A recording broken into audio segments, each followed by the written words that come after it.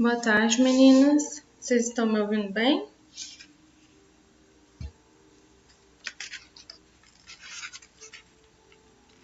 Boa tarde, tudo bem? Sim. Estão com o livro 4, de Geografia?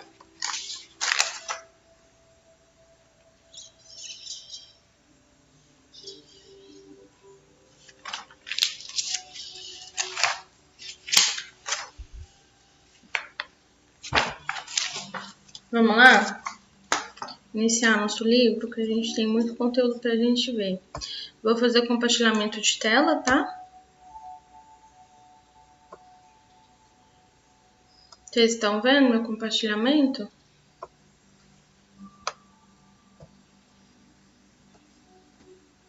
Posicionar o livro aqui.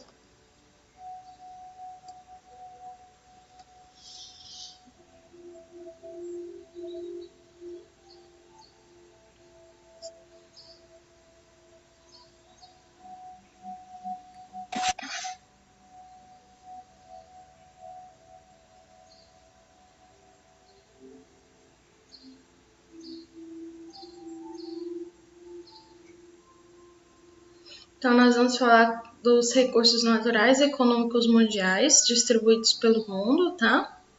É o primeiro capítulo desse livro. E aqui vem o capítulo 1. Desenvolvimento científico e tecnológico, os meios tecnológicos na produção capitalista. Pergunto para vocês, o que vocês acham que seriam os meios tecnológicos na produção capitalista? O que vocês acham? Cito só um exemplo.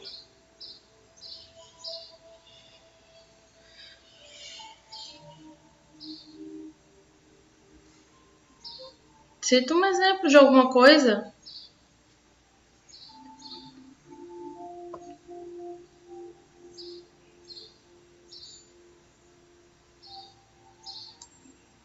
Ninguém quer participar hoje? O que tem na tecnologia, na produção capitalista de tecnologia?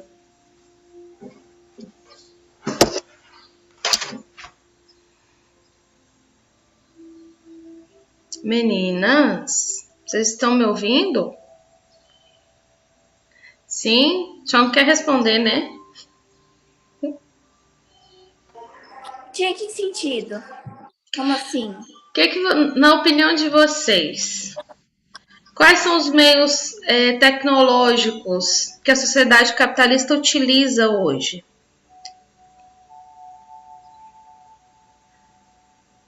Produção, tá? Pensa comigo assim, o que a sociedade capitalista produz para render dinheiro?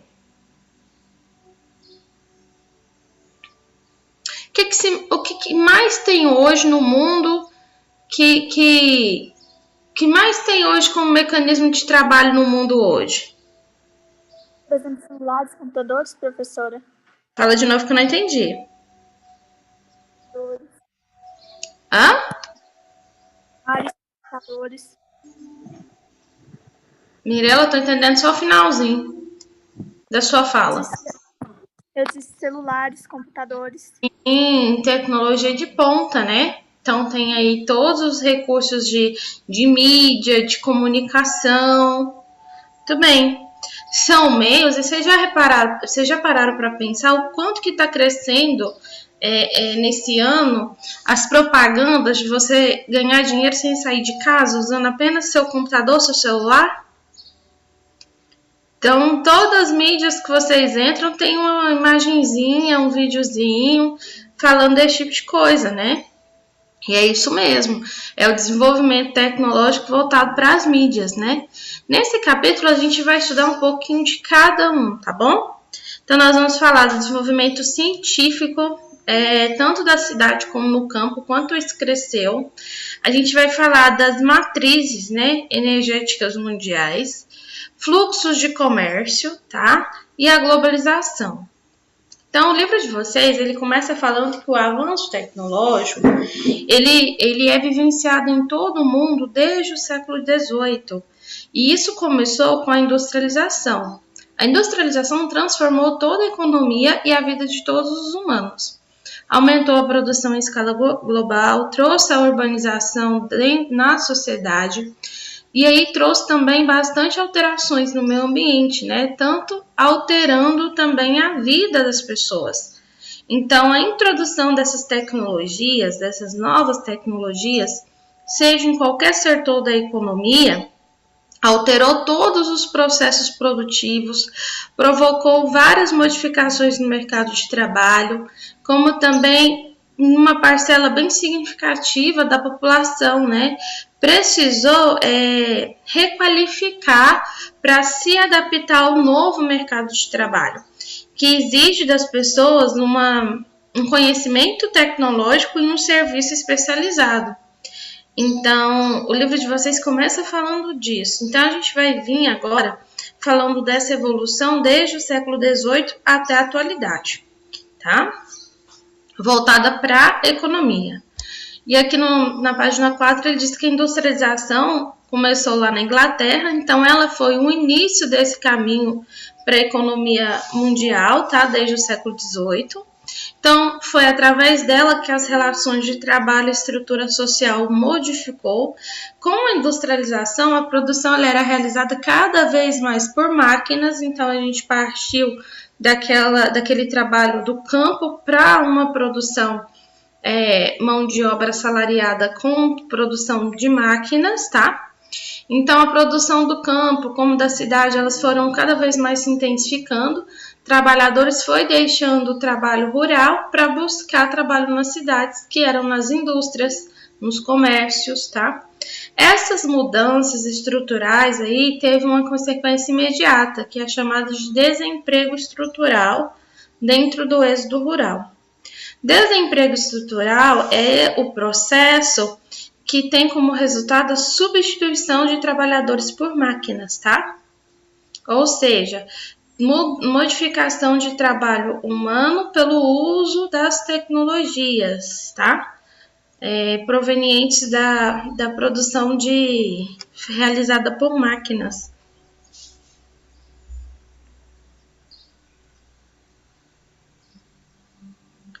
Então, ao longo das transformações, né, produtivas que foram feitas industriais, essas máquinas e equipamentos, eles substituíram os trabalhadores e elas realizavam o serviço deles, né? E muitos desses trabalhadores ficavam desempregados, sem serviço.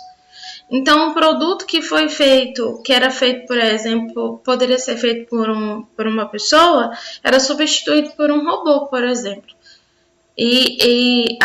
O produto feito, né, para o robô, a operação feita por ele, foi tomando de conta, né, de alguns setores, como em bancos, né, que hoje a gente tem os terminais bancários, os caixas eletrônicos. Ainda existe aquele caixa, o famoso, dito popularmente, boca do caixa, que tem uma pessoa para fazer atendimento para nós. Mas se você não quer fazer esse atendimento, você vai lá no caixa eletrônico e saca o que você precisa, né? Então, aqui, ó, tem aqui um retrato de duas etapas de produção automobilística. Deem uma olhada na diferença das duas imagens. Conseguem ver a diferença, né, nesse processo? Olha aí a quantidade de trabalhadores que tem. Aonde tem mais pessoas trabalhando, oitavo ano? Em 1930 ou em 2019? 1930. 1930, né? 2019 você não vê ninguém praticamente. Então, tanto na cidade, no campo, né, os atuais empregos, eles foram ficando cada vez mais qualificados e cada vez mais especializados. Tá? Exemplo disso está bem na produção agropecuária, em que foi interligada essa tecnologia na produção e alguns trabalhos foram substituídos por máquinas, como os tratores, né? A inclusão, acompanhe comigo aqui, ó. A inclusão das tecnologias substitui os trabalhadores nas indústrias e na agricultura. associado ao êxodo rural, resultou em um cenário na qual a distribuição da população brasileira economicamente ativa, né, que é o PIA, apresentou seu maior índice no setor terciário, enquanto os demais setores econômicos primário e secundário empregam cerca de 1/3 da PIA. Esse processo de aumento de quantidade de trabalhadores no setor terciário é conhecido como terceirização da economia, comum em todos os países que se industrializaram primeiro, como Estados Unidos, países europeus e em países que se urbanizaram mais recentemente. A quantidade de empregos no comércio e nos serviços oferece maior possibilidade de trabalho. Nesses países que se industrializaram primeiro, a mudança no setor produtivo, né? Por exemplo, Fordista e Toyotista, que eram indústrias automobilísticas, enxugou muito essa oferta de emprego nas indústrias. Então, isso provocou um aumento de desemprego e também uma desestruturação desses trabalhadores, que deixaram as indústrias e passaram a procurar o comércio para trabalho, tá? Diferente, né, dos países da América Latina, por exemplo, em que o trabalho de comércio é maior do que o trabalho industrial. Aqui no gráfico mostra a distribuição da população brasileira no ano de 2016 nos setores no qual eles trabalham. Então, a gente tem aí que o setor terciário ele é bem maior do que o setor secundário, né, e nem se compara ao primário. Setor terciário, gente, é o trabalho voltado para o comércio. O secundário, ele é o trabalho voltado para as indústrias e o primário é o trabalho voltado com conhecimento das tecnologias, formação e especialização para ele. Segundo esse gráfico, apenas 7% tem esse tipo de formação da população brasileira, tá? O êxodo rural ele foi caracterizado por essa migração da população que saiu da zona rural em busca da zona urbana, né? Isso também trouxe consequências para o campo rural. Então, a principal causa desse deslocamento aí, gente, foi do campo para a cidade, dessas mudanças, foi a introdução das máquinas que tinham que substituir a mão de obra braçal, para que não parasse a produção. Então, se você for olhar a imagem, presta atenção. Isso aqui era algo que era feito pelo ser humano, pelo homem, né? Mão de obra braçal. Agora, as máquinas fazem isso no lugar. Isso aqui é uma máquina de colheita. Vocês terem uma ideia, as pessoas que trabalhavam no campo faziam as colheitas manualmente. Agora já não tem mais. Tem maquinários, né? Então, uma modernização, ela também chegou no campo, na área da agricultura. Então, também teve a necessidade de ter pessoas capacitadas para usar esses recursos, para controlar, para produzir, para executar esses processos aí, né? Para atender todas as demandas do mercado, consumidor interno e externo. Sobre o êxodo rural, ainda nessa página, também se relaciona muito a questão das condições climáticas da região, né? As longas secas também fizeram com que as pessoas saíssem do campo em busca de trabalho na cidade, tá? E por fim, gente, essas alterações aí, elas interferiram também, né, no preço dos produtos, disponibilidade de mão de obra. Então, teve a questão de redução dos custos também de produção, tá? Vocês estão entendendo? Tem dúvidas? Não. Então, além desses fatores aí que a gente está vendo, a cidade também ofereceu atrativos para as pessoas. Então, maior oferta de vagas nas escolas, maior quantidade de hospitais, espaços de lazer, tudo isso foram atrativos para as pessoas buscarem a vida na cidade. E isso trouxe uma consequência. A consequência disso é que as cidades estão todas inchadas, quer dizer que ela não comporta mais a quantidade de população que vive nelas atualmente. Estão todas saturadas, tá? As matrizes energéticas mundiais são todas as transformações tecnológicas na produção da economia. Se vocês quiserem marcar isso daí, tá? Todas elas que foram acompanhadas pela evolução tanto na forma de obter energia também. Então, se a gente for olhar a história da humanidade, a humanidade ela se apropriou muito da natureza para produzir energia, para sobreviver. Então, começou lá com o fogo, através da força muscular do próprio homem, né? Dos animais, tá? Como, por exemplo, cavalos e bois, que eram importantes fontes de energia, tanto para cultivar os diversos produtos agrícolas, além também de possibilitar as primeiras formas de transporte terrestre para o homem. Já nos rios e nos mares, a energia dos ventos, da água, foi fundamental para mover todas as embarcações, transportar produtos de um porto para outro e desenvolver o comércio, tá? Agora, então, isso aí é matriz energética mundial. É toda a transformação tecnológica na produção econômica que foi acompanhada pela evolução, tá? Para obter energia. Agora a gente vai falar um pouquinho de cada uma dessas fontes energéticas. Então, a energia, né, formas e fontes energéticas são conceitos bem importantes. Primeiro, a energia é a capacidade de executar o trabalho, de deslocar ou de transformar matéria-prima em outros produtos. Pode marcar isso daí. E depois, as formas de energia é o que se relaciona às características físicas e químicas desses elementos que estão presentes na natureza.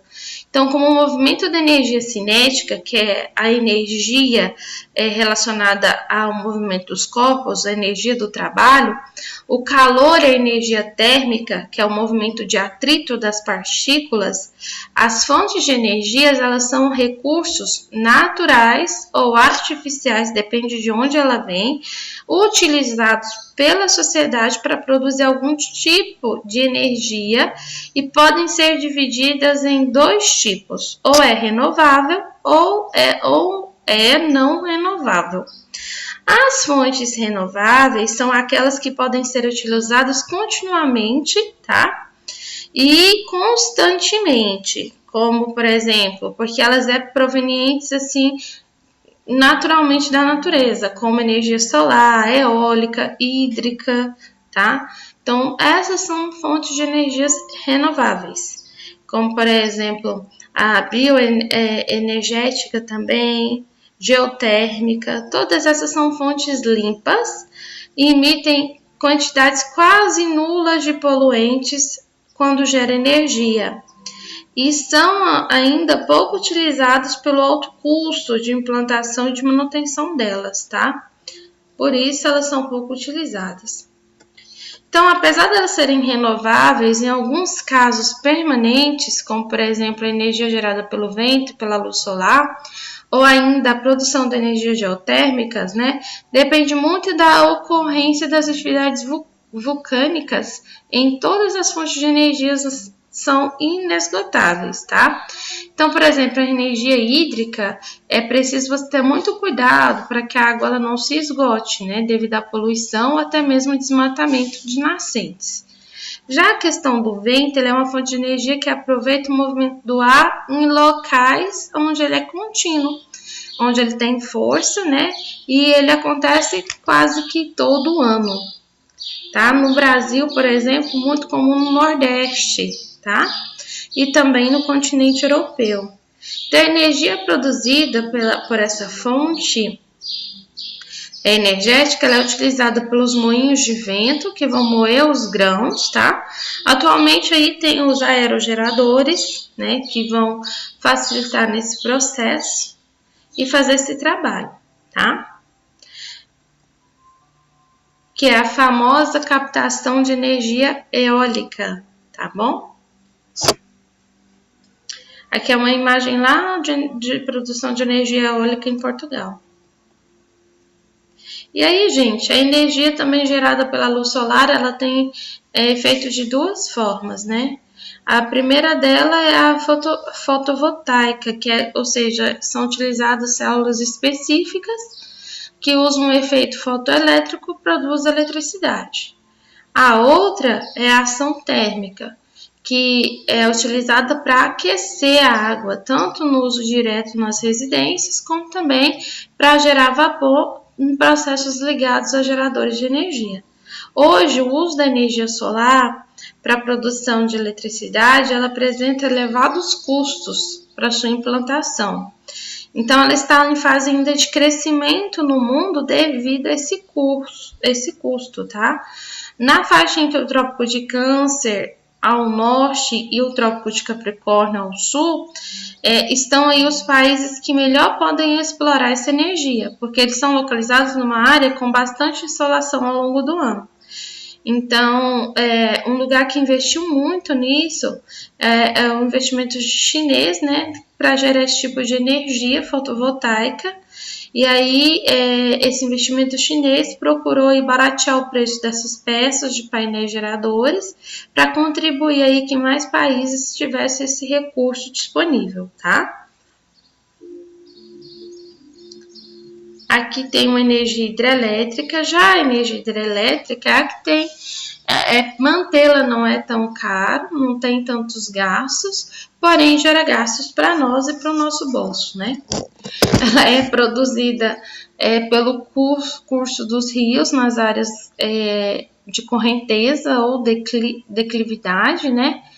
E aí, gente, a energia cinética, nesses casos, ela é maior, por isso ela faz com que essas turbinas se movimentem, e aí sim a gente tem energia elétrica distribuída nas nossas casas.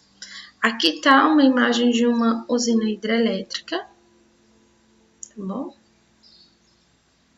Aí, ó, é desse gerador que a energia é transmitida para a rede que vem até as nossas casas. Então, apesar de ser considerada também limpa e renovável, ela causa danos ambientais, principalmente na construção dessas grandes represas. Uma inundação, por exemplo, provocada nessas usinas, ela forma grandes lagos artificiais, então ela vai ocupar extensas áreas agrícolas, que são as fontes de renda de alimento de povos tradicionais, como, por exemplo, indígenas e ribeirinhos. E outro problema ambiental é a inundação das florestas que decomparem dentro da água por liberar essa grande quantidade de gás metano. Isso impacta o meio ambiente, tá? E tanto age no efeito estufa como na contaminação do solo, provocando morte dos animais, tá? A energia maremotriz, que é vinda dos mares, né, a partir dos oceanos, ela também é uma fonte renovável. Ela é dividida em energia das marés, das ondas, das correntes, que são marés oceânicas, do gradiente de temperatura também e da salinidade. Aqui tem uma imagem de como ela funciona, tá vendo? É muito interessante. A geração dessa energia, né, a partir das ondas do mar, é feita por flutuadores, tá vendo? Flutuadores, como um sistema montado aqui, ó, pelo Porto de Pecém, no estado do Ceará. E é claro, né, ela também tem um custo muito elevado, então ela não é muito viável. Porém, né, ela é mais resistente, né, às questões as questões de instalação, né, ela resiste aí às tempestades, tá?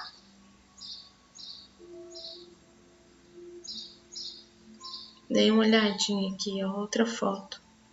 Que interessante. Então, outra forma de energia renovável é a biomassa, tá? Ela é constituída de substâncias de origem orgânica. Tudo aquilo que tem composição de CO2. Então, essa geração de energia, ela vem por meio da combustão da lenha, bagaço da cana, resíduos agrícolas, restos florestais, excrementos de animais. Essa energia ela é mais sustentável do que obtida por fontes de origem mineral, tá?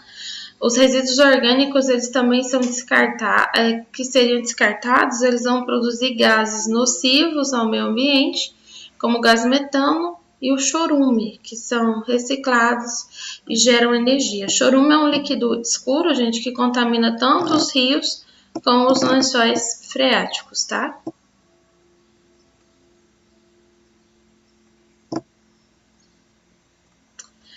E agora a gente falaria das fontes não renováveis. As fontes não renováveis são aquelas que têm uma renovação mais lenta e demora muito mais em escala de tempo da história humana, assim, para se refazer. Então, elas dependem muito dos processos geológicos para formar, tá? Precisam de milhões ou até mesmo centenas de milhões de anos para se desenvolver novamente. Isso aí, como exemplo, tem os combustíveis fósseis, como o petróleo, gás natural, carvão mineral e o urânio. O urânio ele é utilizado nas usinas nucleares, viu? Então, os combustíveis fósseis eles são fontes de energia mais consumidas do mundo. O petróleo é a fonte energética mais utilizada e a combustão do fóssil formada por esse processo também, tá? É mais utilizada, que tem um gráfico que mostra essa matriz mundial de uso dentro, observe vocês verem, gás natural, derivados do petróleo, a utilização está em 31,9%. O gás natural é uma fonte de origem fóssil, também vem de decomposição de matéria orgânica, também do interior da Terra, é concentrado mais em rochas porosas da crosta terrestre, acompanhada do petróleo, tá? Que constitui o reservatório. E assim, essa utilização vem crescendo muito no mundo também. Para reduzir e substituir esses derivados poluentes, como petróleo e carvão mineral, peraí, deixa eu ver, me perdi aqui. Para fazer essa redução, né, substituir eles, que são liberados através da combustão, foi feito, então, eles tentam fazer com que a liberação desses gases tóxicos, eles sejam menos nocivos, sabe? Então, a recomendação é que seja utilizado com segurança. Por exemplo, o gás natural ele é tanto utilizado como combustível, como também ele é utilizado no setor industrial, tá? Como uma fonte de energia para fornecer calor e eletricidade nas indústrias. Também muito utilizadas em fertilizantes e indústrias petroquímicas também. Já o carvão mineral, ele é formado pela decomposição das árvores e plantas, né? Gera mais ou menos 400 milhões de anos, é um recurso energético também não renovável, por quê? Porque ele não é mais abundante no mundo e ele está bem empregado na geração de energia elétrica, que é as termoelétricas. Ele também é muito utilizado na indústria, principalmente a siderúrgica, para produzir o ferro e o aço. O carvão mineral ele também é composto por partes orgânicas e mineral.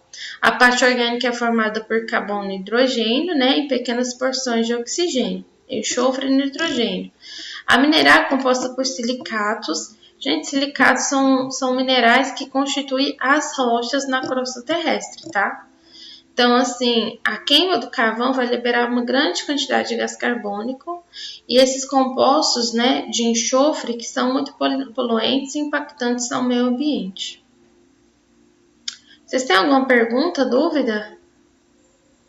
Deixa eu ver se vai dar para mim concluir pelo menos o urânio aqui. Dá. Vou fechar aqui com a parte do urânio. A gente finaliza por hoje. Já o urânio, ele não é renovável. Como eu disse para vocês, ele é utilizado nas usinas termoelétricas, principalmente nas usinas nucleares, tá? E ou usinas de energia atômica. Essas usinas nucleares usam ele para gerar calor para os reatores a partir da fissão nuclear do urânio 235. Esse urânio 235 ele é muito radioativo. Gente, a fissão nuclear é uma reação química que vai dividir o átomo de urânio e de outros elementos radioativos, e isso vai liberar uma grande quantidade de energia, tá? Então, fissão nuclear é isso. Então, apesar desses riscos todos, como com a emergência da questão sobre o aquecimento global, produção de energia elétrica tem representado um setor fundamental para a geração de eletricidade. Em outros países, por exemplo, França, Alemanha, Japão, Estados Unidos, Rússia, né? E por conta disso, os países adotaram rigorosos padrões para construir e manter usinas nucleares. Então, o último acidente que teve foi no Japão, em 2011, após um tsunami atingir uma usina nuclear em Fukushima, tá? Gente, quando esse metal ele é liberado, o que tem vida morre na região, tá? Demora-se anos e anos para a vida voltar ao normal no lugar. Então é isso. Como eu disse para vocês, eu vou selecionar as atividades depois que eu concluir esse capítulo. Próxima aula a gente continua com redes e fluxos no comércio mundial de energia. Então a gente viu todas as fontes, né? Agora a gente vai continuar com a questão mais econômica. Vocês têm dúvidas, perguntas sobre o conteúdo? Não? Tranquilo? Então fiquem com Deus, tenham um bom final de semana, tenham uma boa tarde. A gente se vê semana que vem. Tchau, tchau, tá?